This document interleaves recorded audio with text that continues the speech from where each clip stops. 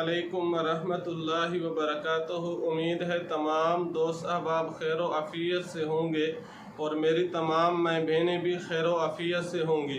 रब ताला आपको, आप जहाँ कहीं भी हैं, रब ताला आपको खुश व खुर्रम रखे। तमाम किस्म के मसाइब और परेशानियों से रब ताला आपकी और आपके अहल खाना की हिफाजत फरमाए, आमीन।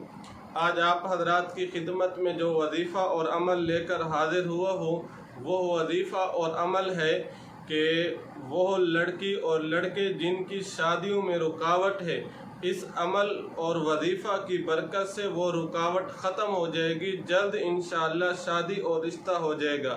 वजीफ़ा और अमल की तरफ बढ़ने से पहले आपसे एक दरख्वास्त और गुजारिश है कि आप हमारे चैनल को सब्सक्राइब कर दें। सब्सक्राइब करने के बाद बेल दबा दिया करें ताकि हमारी हर आने वाली वीडियो आप तक आसानी से पहुंच सके और आप आसानी से मुस्तफ़ीद हो सकें। जब भी हमारे वज़ाइफ में से, हमारे किसी अमल से आपको नफ़ा पहुँचे तो आपने ये नफ़ा दूसरी इंसानियत तक भी मुंतकिल करना है, पहुँचाना है।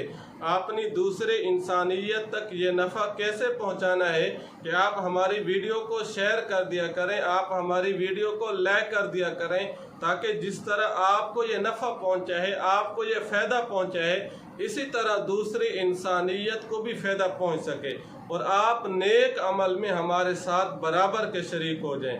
वो अमल और वजीफ़ा जिसके करने से इंशाअल्लाह शादी हो जाएगी। अगर शादी या निकाह में कोई रुकावट है वो दूर हो जाएगी।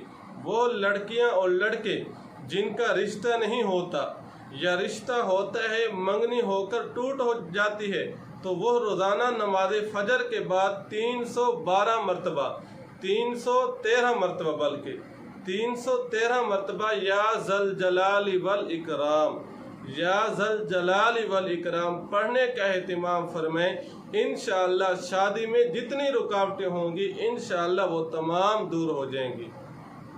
दुआ फरमाएं अल्लाह रब्बुल इज़्ज़त पूरी उम्मत मुस्लिमा की